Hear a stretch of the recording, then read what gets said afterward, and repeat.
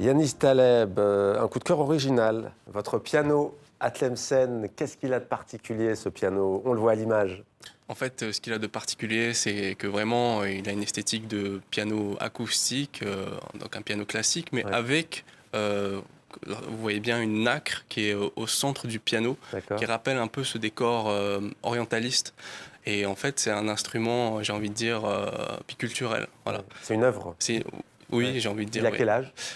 Il date de l'époque Art déco. C'est un piano anglais, donc il date de 1920. Voilà. À l'époque, on revient à l'époque Oui. qu'on évoquait avec Gertrude Bell, Mona Hamoud, un ouvrage collectif, Le Livre Noir de Gaza. Pourquoi ce coup de cœur? Pourquoi ce choix? Parce que Agnès Levallois a fourni un vrai travail de fourmi en contribution avec des ONG, avec que des faits. Et aujourd'hui, quand on lit ce livre, on réalise l'ampleur de la catastrophe humaine et humanitaire. Donc c'est un livre, moi, qui m'a beaucoup marqué à l'heure où certains médias ont fait preuve d'une malhonnêteté journalistique. Je trouve que ce livre-là remet les pendules à l'heure. Avec donc des experts, des chercheurs et des organisations non gouvernementales internationales. Marjorie Bertin, un roman, Pays amer de Georgia Makhlouf, dont on a déjà parlé ici même. Qu'est-ce qui vous a plu dans ce roman? Tout. Alors, ces deux destins de femmes, Roselyne, ça vous plairait sans doute, parce que c'est l'histoire de Marie El-Razen, pionnière de la photographie au Liban.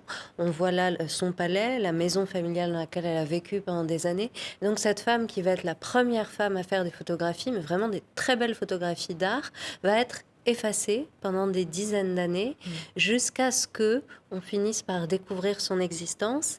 Et Georgia Makhlouf, dans ce livre, tisse une biographie romancée de Marie El-Razen avec celle d'une jeune femme à Beyrouth, aujourd'hui à notre époque, qui essaie d'être photographe malgré un contexte vraiment extrêmement difficile. Et donc, c'est une sorte de récit complètement passionnant. On apprend plein de choses, empreint de lyrisme, d'humanité et d'espoir. L'espoir qui revient à nouveau, comme tout à l'heure, vous l'évoquiez avec Fayrouz, Roselyne Fèvre, l'album Songs from a World à part de Lévon Minassian et Armand Amar. On va écouter quelques notes. Qu'est-ce qui vous plaît dans cette musique, cette composition? Alors déjà, j'aime beaucoup l'instrument qui est le doubouk, qui est un hautbois perse.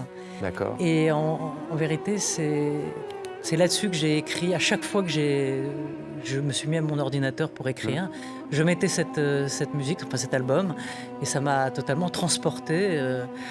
Faut pas me demander pourquoi, j'en sais rien, mais je visualisais morceau, le désert, je visualisais alors que... Bon, ça nous transporte. Ouais. Il vous a accompagné pour l'écriture de ce livre, vous voulez dire? Complètement, tout le temps. Je ne pouvais pas écrire sans lui, en fait.